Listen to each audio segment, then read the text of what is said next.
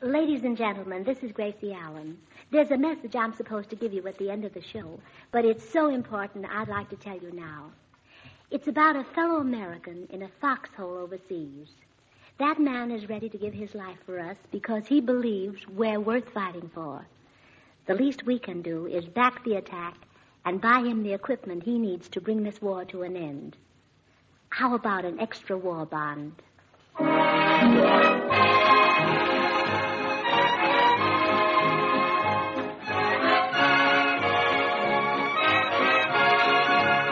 This is Bill Goodwin speaking for Lever Brothers, makers of Swan, the new white floating soap that's pure as fine Castiles. Well, it's Tuesday night again, time for another pleasant visit with George Burns and Gracie Allen, their guests Adolphe Menjou and his charming wife Verree Teasdale, with Jimmy Cash, Felix Mills and his orchestra, and the Swantet. And now meet the people who live in the Burns house, George and Gracie.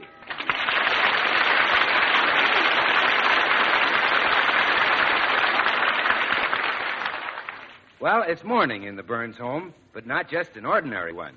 For today, Mr. and Mrs. Burns celebrate their wedding anniversary. George, even though it is our anniversary, you don't have to bother with my present this year. But I insist. No, George, please. Gracie, you know when we were married, I bought you a chain with a pearl on it, and I've been adding to it every year. Yes, but I thought you ought to stop. The chain is 3 feet long now, and the pearl hangs too far down. All right, dear, no gift. Oh, George, I don't need presents to make me happy. Just being your wife is enough. Oh, thanks, sweetheart. Our marriage has been one of the great love affairs. You've been to me what Romeo was to Juliet, what Armand was to Camille, what Carmen was to Miranda.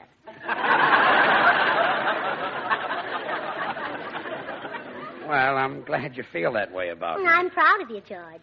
Why, even our new cleaning woman, Mrs. Bundy, thinks you're very clever. She does? Yes. She thinks you're going to be very successful someday. That's nice to hear. In fact, she can't understand what's delaying you. Only yesterday when you walked out of the door, Mrs. Bundy said, "What's holding him up?" I'm glad she likes me. Well, honestly, I'm so happy I feel almost selfish. I wish every wife could be as happy as I am. Oh, great. No, I mean it, George. I have so much to be thankful for. Perfect marriage, comfortable little home, and above all, a strong, stalwart, upstanding, hard-working cleaning woman.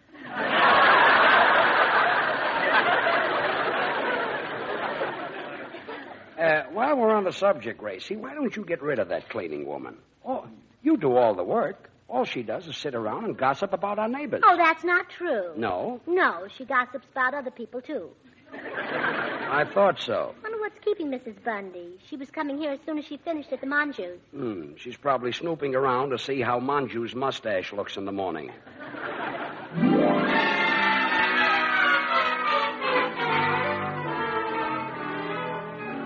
To see what's detaining Mrs. Bundy, let's look in at the home of another of Hollywood's happy married couples, Adolphe Menjou and his charming wife, Verree Teasdale.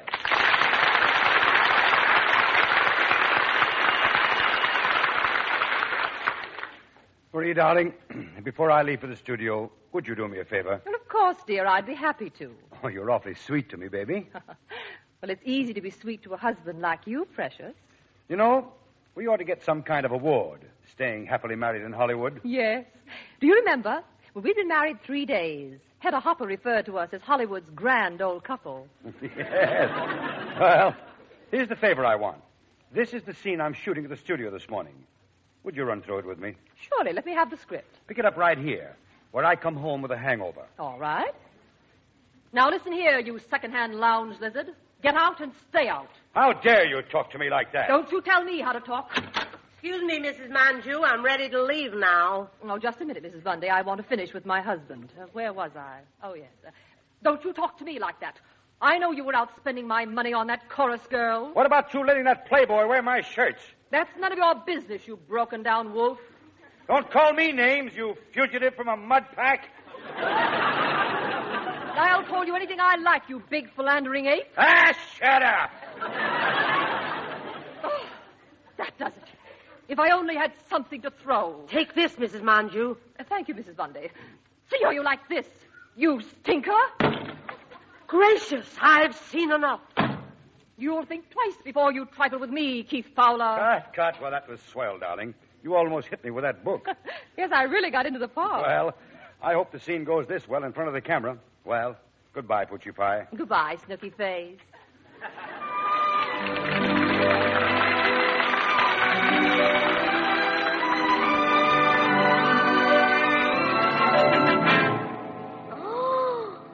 And then what happened, Mrs. Bundy? Then Mrs. Menjou called Mr. Menjou a broken-down wolf.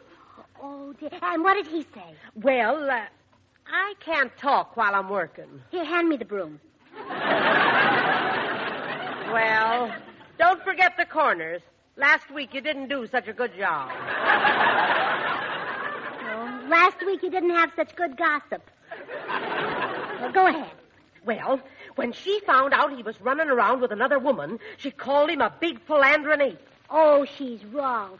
Mr. Menjou's no bigger than George. Then he accused her of running around with men and called her a fugitive from a mud pack. How terrible. Hiya, Gracie. Hello, Bill. Oh, hello, Miss Bundy. Oh, it's that soap salesman again. Now, you listen here. All I use is Swan, and don't you try to sell me another kind. Mrs. Bundy, Stop beating your gums. Swan's the new white floating soap. There's 4 soaps in one, and I won't use anything else. Well, but Mrs. I use Bundy. Swan for everything. Washing the dishes, doing light laundry, bathing the baby, and for my hands and face. Swan really is 4 soaps in one. Mrs. Bundy, Bill recommends Swan soap, too.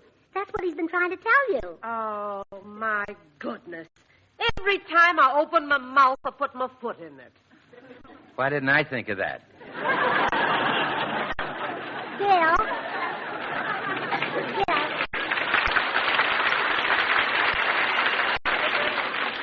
Bill? Mrs. Bundy just told me some terrible news. The Adolphe Menjous are about to split up. Really?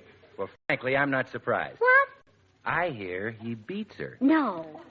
Mm-hmm. Every night. Beats her every night? Yep. No matter how fast she runs, he beats her to the kitchen and washes the dishes with Swan. Oh, Well, that's cool, Gracie. You know how wives like to wash the dishes with Swan soap. Why, those Swan suds are so mild and gentle, your hands don't get that rough red dish panty look. Oh, Bill, it isn't fair that George and I should be so happy and Menjou's so unhappy. I'm going to help them. Oh, no, I wouldn't interfere if I were you, Gracie. Oh, pooh. There's no reason in the world why there should be any uncertainty about their marriage. I'm going over there right now and put an end to it. That's what I'm afraid of.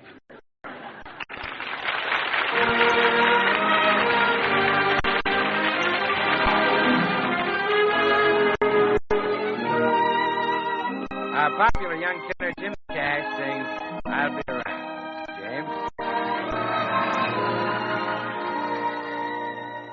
I'll be around no matter how you treat me now.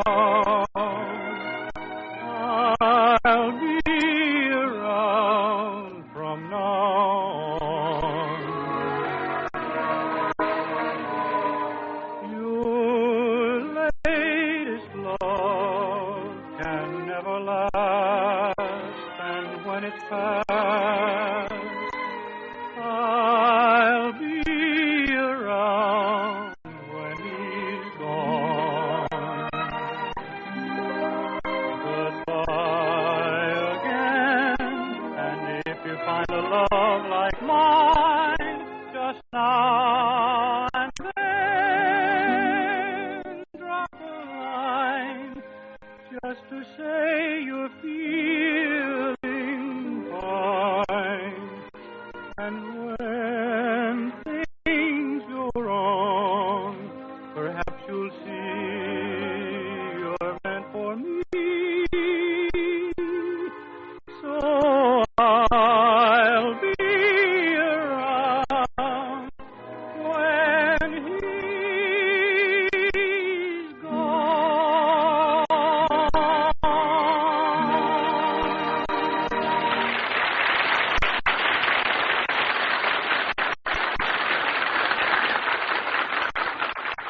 to this moment, Mr. and Mrs. Adolphe Menjou have been one of Hollywood's happiest couples. But Gracie has just arrived at their house to patch up what she believes to be a quarrel. This is a pleasant surprise, Gracie. What brings you to our neighborhood? Verree, I'm here to help you. Help me? Yes. Verree, don't worry just because Adolphe is running around with another woman. What? I mean it. Let him have his little fling. Let him meet his wild oats. Gracie. That other woman is just a passing fancy. He'll come back to you in 10 or 15 years. What's left of him in 10 or 15 years she can have. Wait, it's so hard to believe this about Adolphe. I know he's chased women on the screen. Well, now he's chasing them behind the screen. Gracie, who is the woman? Oh, no one to worry about, Verree. Probably just one of those giddy baby-faced redheads with a gorgeous figure. No one to worry about, huh? No, you know the type. They're so fragile that even on a warm, sunny day they have to wear a sweater. Oh, I won't worry a bit. Good. That's why I came here, to make you happy. But you're off to a great start. Oh, I've been through this same thing myself, you know. You have? Oh, sure. People said that George was running around with a pretty little girl young enough to be his daughter. How awful. Yes, it was months before I realized they were talking about me. So Adolphe has got himself a redhead, has he? By that skinny little weasel. Skinny little well-dressed weasel. Oh, just wait till I get my hands on that man. I'll tear off that droopy mustache and pin it where he can wag it. Now, there's nothing to worry about. He'll get tired of this other woman, and then he'll come crawling back to you. How else? Well, I just thought I'd drop by and cheer you up, Verree. Have I made you happy? Ecstatically. Gracie, what do you think I should do? The thing to do is ignore the other woman. Pay no attention to her. If that all brings her home, pretend not to see her. Oh, but Gracie. After dinner, if you want to sit in Adolphe's lap, just sit right on top of her. Oh, fine. Well, I'll be running along now, Verree. Well, thanks for everything, Gracie. Oh, don't mention it. I won't rest until you and Adolphe are as happy as George and me. Fat chance. I had to get a handsome worm for a husband. Yes. Too bad you couldn't have gotten one like George.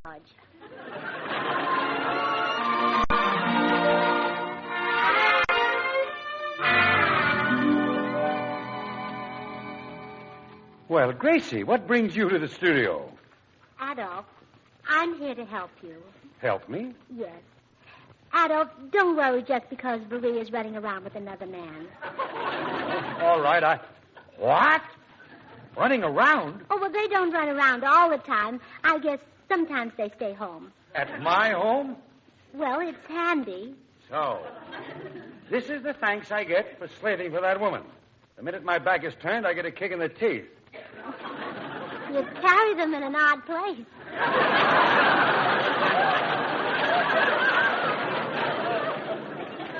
Who is the man? Tell me. Oh, my goodness, don't get so excited.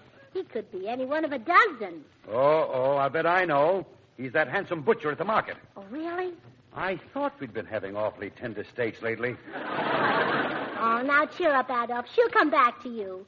When she's known him as long as she's known you, she'll get sick and tired of him, too. Yeah, that's very encouraging. Oh, I knew that would make you feel better. That's why I came here, to make you happy. I'm tickled to death. Well, goodbye, Adolphe, and don't worry. I'll have you and Verree back together in no time. How can Verree do this to me? Hello? Who? My wife? Put her on. No, wait a minute. I'll show her that two can play at this game. Tell my wife I can't come to the phone. Tell her I've got a dame in my dressing room. Yes. Tell her I'm necking with Gracie Allen.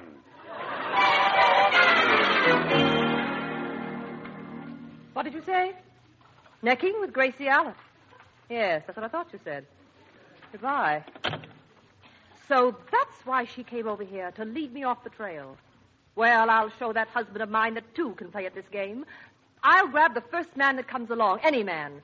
I don't care if he's just a feeble, broken-down excuse for a man. Come in. Hello, Verree.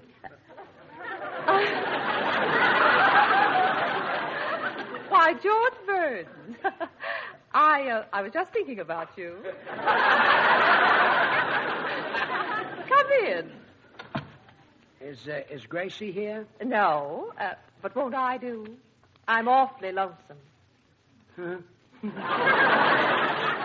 Come and sit beside me on the couch, Georgie. No, I better not. Oh, come on. Oh, you're hurting my wrist. There, that's better. How about a cocktail? Oh, no, thanks. I never drink during the day.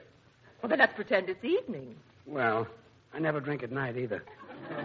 Well, when do you drink? Before breakfast? Uh-huh. I usually have a small glass of prune juice. Oh, Georgie, you and I could make beautiful music together. But I don't play any instrument. Let's paint the town, Georgie. Let's be seen together at all the gay spots. No. Let's go out and really live. Don't you want to live? Yeah. That's where I think I better get home.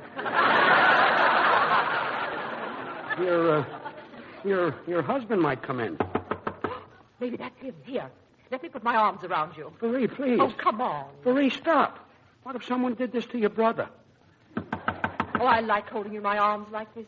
It's like dancing on a cloud. But I can't dance. It's like waltzing in a dream. Honest, I can't dance. Come in. George Burns. Gracie, tell her I can't dance. We're just sitting this one out, Gracie. Oh, my best friend and my best husband. What'll people say?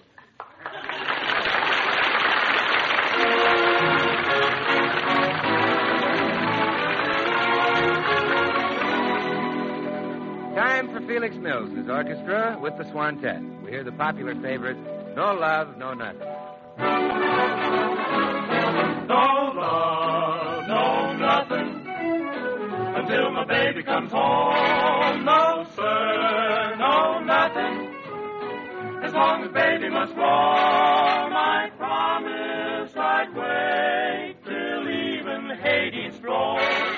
I'm lonesome, heaven knows, but what I said still goes. No love, no nothing, and that's a promise I'll keep.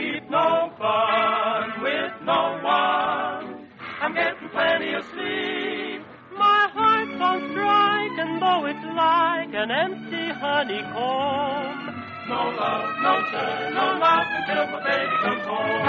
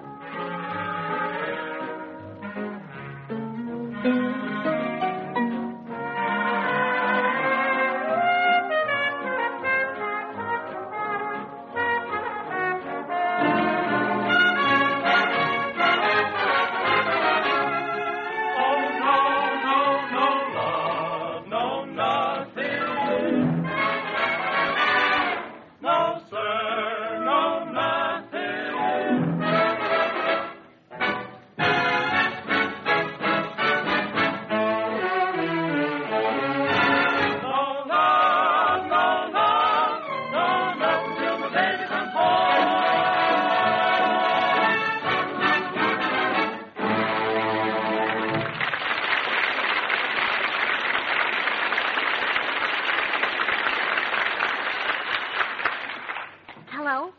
Adolphe, this is Gracie. Listen, I've just discovered something awful. You know that tall, good-looking man I said your wife was running around with? Well, he's not tall and good-looking. He's George Burns. Yes.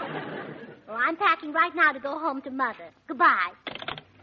Gracie, please stop packing and give me a chance to explain. It's too late for that now, George. Our marriage was a beautiful thing, but now it's all over. Like a poached egg that's been punctured. Oh, Gracie. But I can laugh and be gay.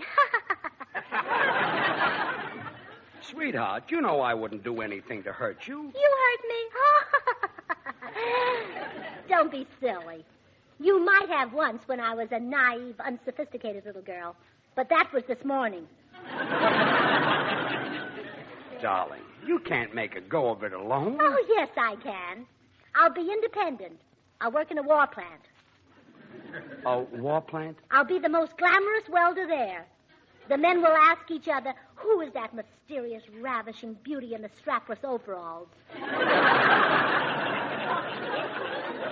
Gracie, will you let me explain? From now on, I'll be very blasé when people ask me about my first husband. Me? I'll just flick the ashes from my long cigarette and say, what was his name again? You won't even remember that? No, Harry. Harry? Look, Gracie. Miss Allen to you. Now, honey. Don't try to stop me, George Burns. If you telephone, I won't answer. If you write, I'll tear up your letters. If you send me gifts, you'll never see them again. But, darling, it's you I want to see. Oh, we may meet around town and chat a little. But promise not to laugh at my jokes too much. I can't laugh at your jokes? No. People will say we're in love. I can't believe you're the same Gracie. Oh, you won't have any trouble recognizing me as I walk down the steps of the Ambassador Hotel with a Russian wolfhound in front of me and a wolf in back of me. This is ridiculous. There's someone at the door. I hope it's Tommy Manville. Oh, fine. Come in. Oh, Adolphe. Hello, Gracie. Hi, Adolphe. Well, this is quite a novelty, George, finding you with your own wife. Now, look, I'm innocent. Innocent, huh? Why, you homewrecker. I'll teach you to trifle with my wife. I don't think he needs lessons. I might understand my wife falling for some handsome, virile man, because she's used to that type. But you look like the Frank Sinatra of the Townsend Plan.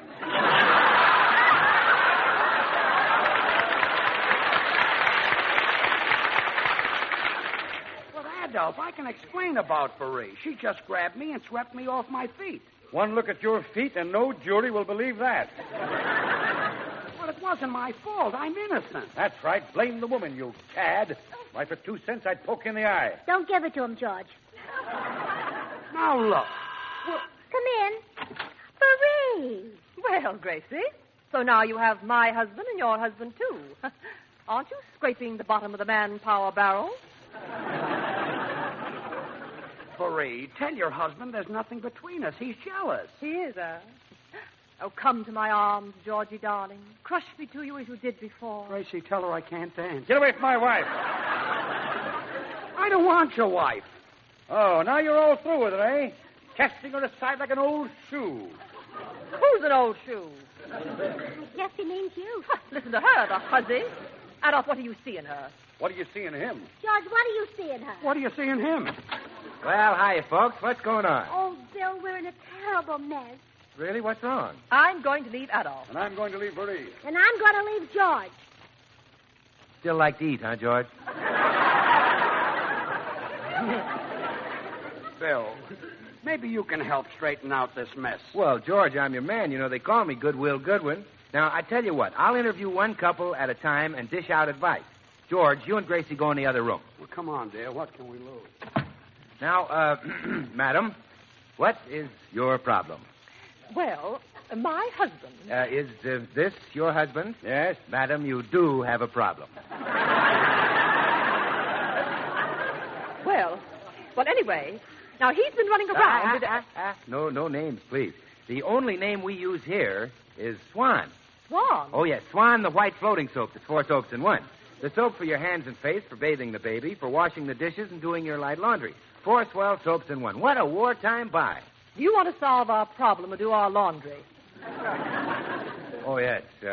What is your problem again? Well, my husband is a conniver. He's a two-timer. He's a... Why don't you just say I'm a rat? No coaching, please. Will you speak a little louder, ma'am? Well, how can I get my husband to stay home? Madam, do you have a baby? No. Well, you must have one by tomorrow. What? Borrow one, adopt one. Once your husband has known the thrill of bathing a baby with Swan, he'll never leave home again. Babies are crazy about those mild, gentle Swan suds. You'll be crazy about them, too. After all, Swan's pure as fine Castiles, and if it's well for a baby's skin, it must be great for your complexion. Look, we want you to give us advice, not a bath. Well, all right. My advice is to break up. Break up? Yes, break up a bar Swan. Break it in two. Put half in the kitchen for dishes and cleaning, and the other half... Gracie just told me something that may clear this up. And the other half... It was Mrs. Bundy who saw you two fighting, and I wouldn't believe that dame under oath. And the other half... Mrs. Bundy saw us fighting? In the bathroom.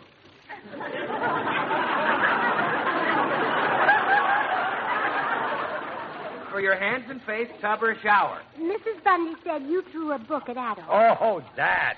We were rehearsing a scene for a picture. My goodness, then this whole thing is a misunderstanding. And, Verree, you don't love my husband? Oh, Gracie, would I fall for George? Well, don't laugh. He's very attractive. Well, he is. He's very seductive. Really, millions of women are fascinated Okay, break it up. Break it up. You see, Verree, I told you that gossipy Mrs. Bundy would start trouble. I said the same thing. All right, we'll get rid of Mrs. Bundy. Yes, we'll never listen to another word she says. Oh, hello, folks. I forgot my pocketbook. Well, I'm certainly glad you're here, Mrs. Bundy. We have something to tell you. Oh, good. And I have something to tell you. I just came from Errol Flynn's house. Well, sit down, Mrs. Bundy.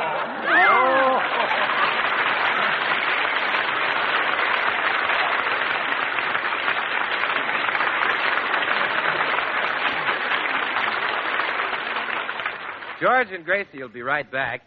So I'm only going to take a fast few seconds to remind you that in these days when soap is precious, it really means something to buy a bar of Swan and get one soap that'll take care of every soap and water job in the house. That's right, that same bar of Swan you use for bathing the baby is also wonderful for your own complexion, your own hands and face. And remember, Swan's quick, hard-working suds will make short work of your dishes, and it'll go a long way in giving your lingerie and fine things the kind of care they need to help them last and last. So instead of shopping for 4 different kinds of soap, get the new white floating soap. That's 4 soaps in one. Get Swan. Here they are again, George and Gracie. Now, just a moment, George and Gracie. I have a little surprise for you. Tune in. The National Radio Magazine has asked me to present you with this beautiful plaque, and I'd like to read what it says on it. To George Burns and Gracie Allen, because their comedy team has created 2 lovable characters who have become national institutions, because their program with its wholesome and sparkling humor has brought hearty laughter into the American home, because they have given freely of their time to entertain the men and women in service. George, Gracie, it is my pleasure to present you with this plaque. Oh, well, thank you, Adolphe. And thanks to Tune In Magazine. Good night. Good night.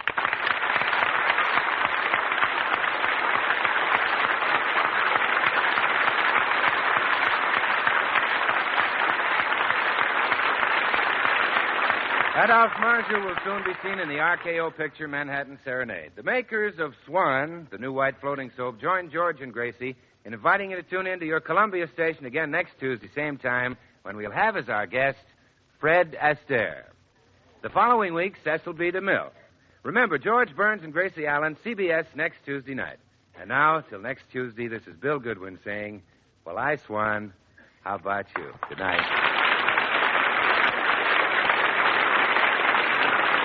This is CBS, the Columbia Broadcasting System. KNX Columbia Square, Los Angeles.